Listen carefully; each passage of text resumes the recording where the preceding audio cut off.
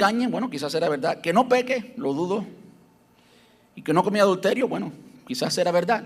Pero eso de que no pecaba, todo hombre es pecador, todo hombre peca de una forma u otra. Para nada soy como ese cobrador de impuestos. Ayuno 2 veces a la semana y le doy el diezmo de mis ingresos. Versículo 13.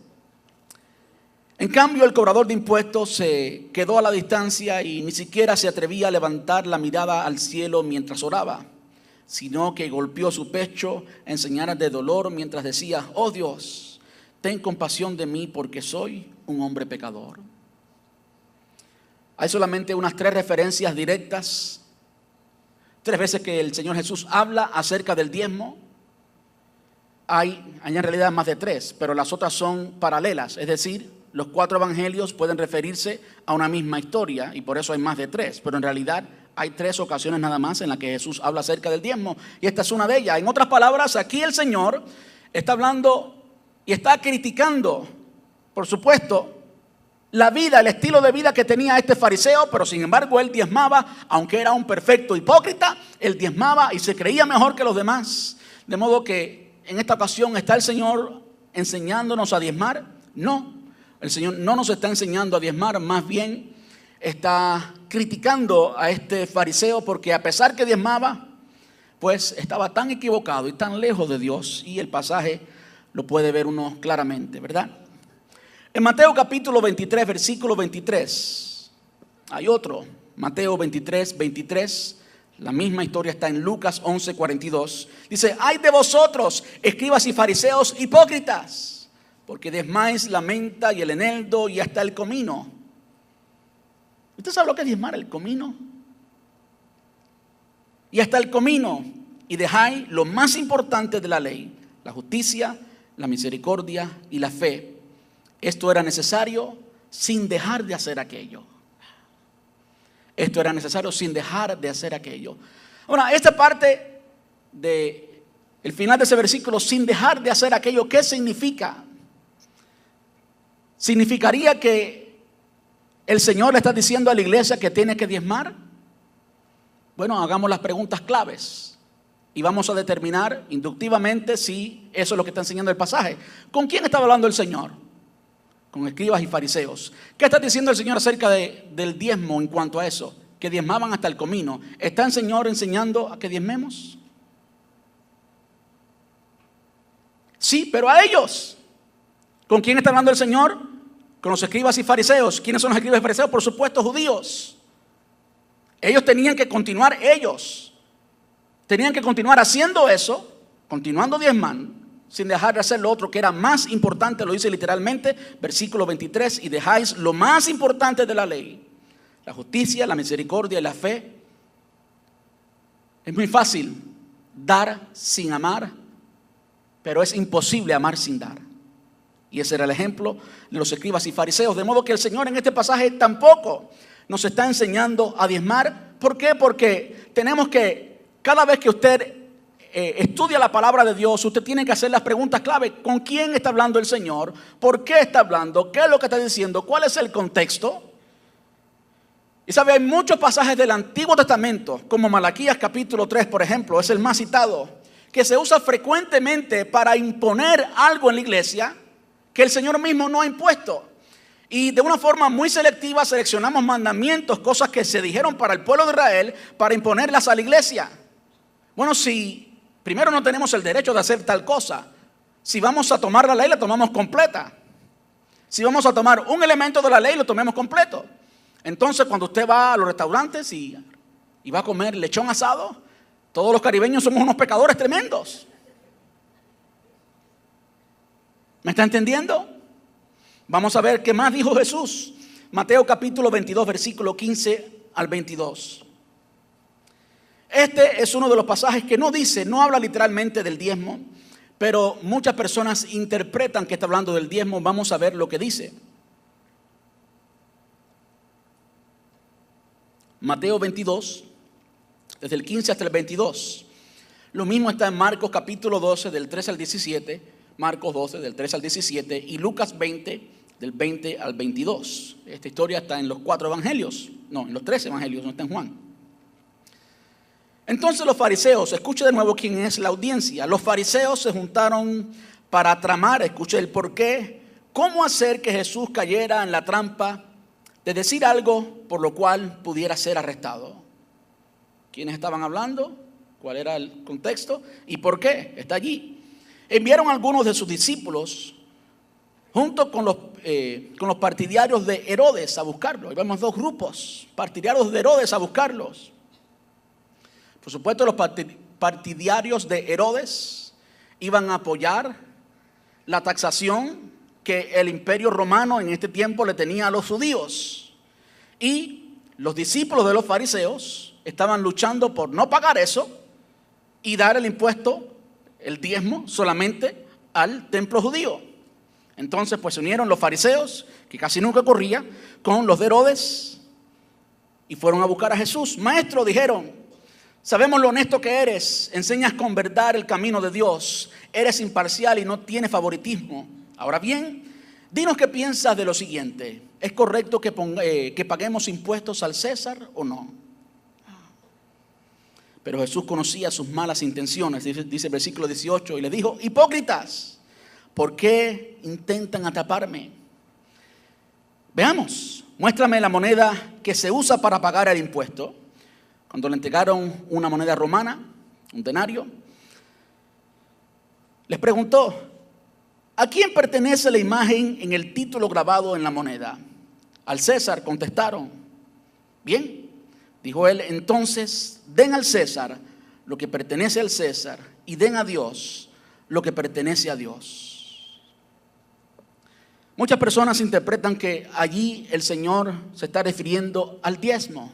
Mi pregunta es, ¿y por qué? El Señor nunca va a decir algo que no sea necesario decir, nunca va a decir algo inútil. Y es historia, nos encontramos literalmente que los judíos, ¿quiénes estaban allí? Los fariseos. Los fariseos, vemos literalmente en la escritura que diezmaban hasta el comino. ¿Necesitaba Dios decirle a los fariseos que diezmaran? No, ellos eran fieles diezmadores. Lo que no hacían, según la palabra de Dios, es lo que leímos en el pasaje anterior, lo más importante de la ley, la fe, la compasión, la justicia, ¿verdad que sí? Eso es lo que ellos no hacían. Pero ¿diezmaban los fariseos? Sí diezmaban. Entonces cuando Jesús dice, den al César lo que es del César y a Dios lo que es de Dios, no es lógico decir que se está refiriendo a los diezmos.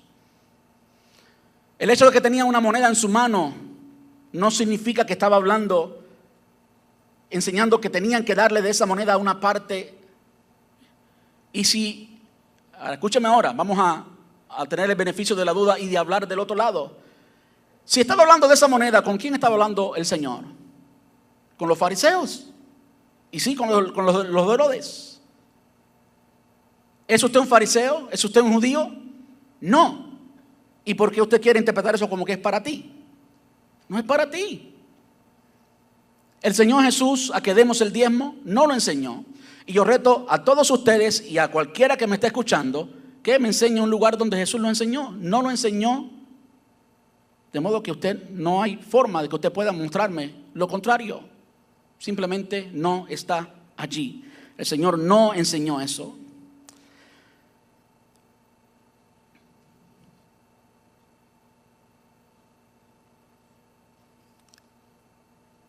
Entonces, pastor, ¿tiene la iglesia que diezmar?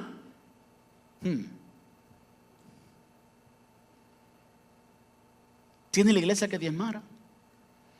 Bueno, el Señor Jesús no lo enseñó. Usted continúa buscando en el resto del Nuevo Testamento, en el libro de los Hechos, por ejemplo, en la carta a los Corintios se habla de finanzas, pero no se habla específicamente del diezmo. Y muchas personas dicen, bueno, el hecho de que no se hable del diezmo significa que todo el mundo diezmaba. No es así. Usted va, por ejemplo, a la carta de Corintios, a las 2 cartas de Corinto, va al segundo capítulo, a la segunda carta de Corintios, y va al capítulo 8 y capítulo 9, y usted va a notar que la iglesia de Corinto hacía más de un año que había hecho una promesa, y había necesidad en Jerusalén. ¿Usted sabe cuántos cristianos habían En ese entonces había muchos. Notamos que en la primera, estamos hablando de cuando se establece en la iglesia de Corinto, después de la segunda carta, el evangelio había alcanzado todo el Medio Oriente. Jerusalén estaba rebosada con la palabra de Dios. Entendemos que el primer día del evangelio, allí en Jerusalén se convirtieron 3,000 y después 5,000. Entendemos que muchos daban muchas cosas y aún así había necesidad en la iglesia en Jerusalén. Y es por eso que en la segunda carta de Corintios, capítulos 8 y 9, Pablo le está diciendo a esta iglesia en Corinto que dieran la promesa que habían prometido financieramente, la ofrenda que habían prometido hace un año atrás, que la enviaran finalmente a Jerusalén. Ahora dígame usted, si todos los cristianos hubieran diezmado, ¿hubiera necesidad en Jerusalén? Bueno, sí, y únicamente sí, hubiera habido una mala administración en Jerusalén. ¿Cree que si hubiera una mala administración en Jerusalén no hubiera un escándalo gigante? ¿No cree usted? No hay evidencia ninguna, no hay razón ninguna por la cual pensar que durante el primer siglo, no es escritural, no lo vemos en la palabra de Dios literalmente, explícitamente en ningún lado, que la iglesia tenía que hacerlo. No tenía que hacerlo.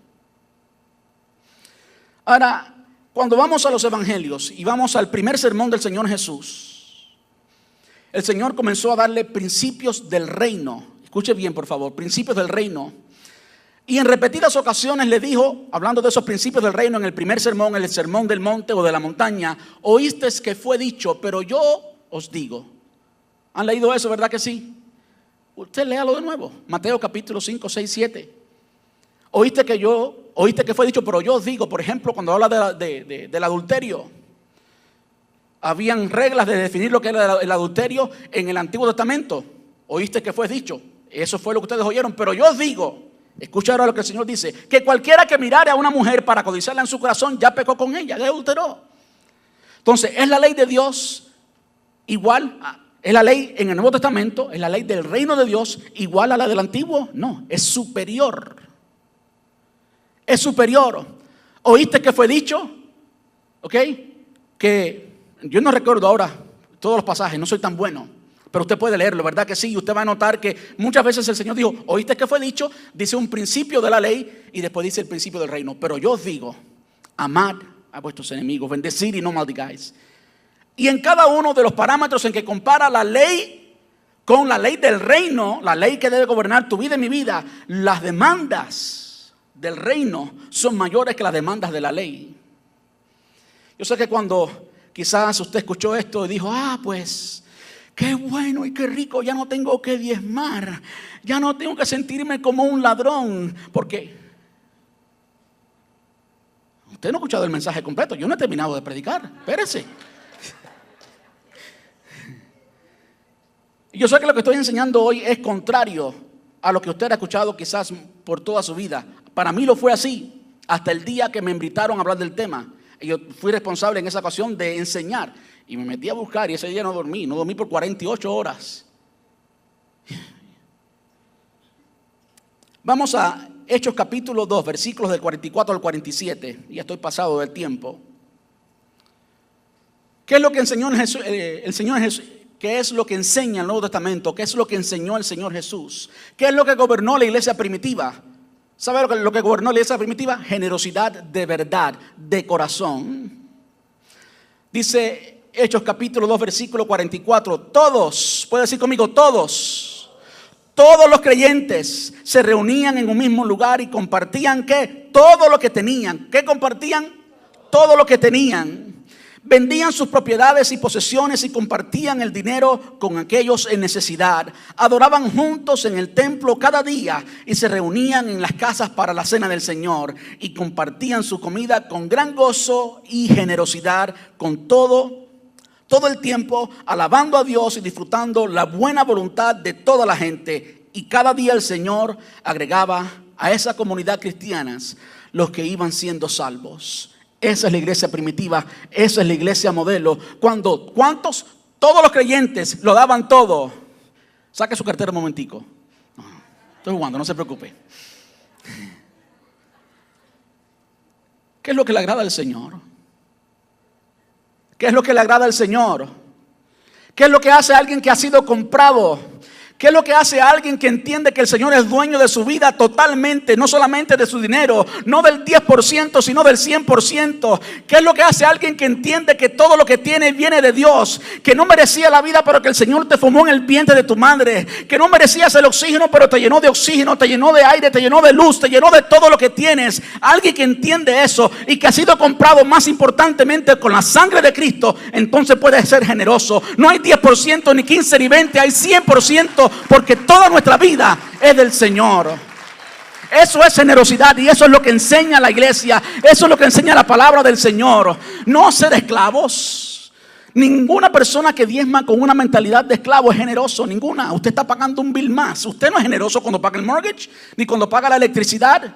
Y si usted cree pues que el 10%, eso es de Dios. El 90% es mío, pero eso es de Dios. Usted no está siendo generoso cuando da ese 10.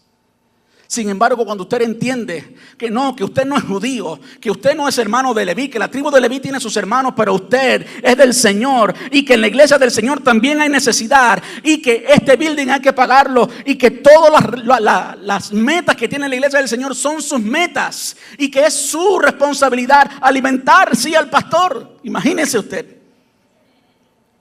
Para mí eso es tan difícil decirlo, pero es lo que la palabra de Dios enseña.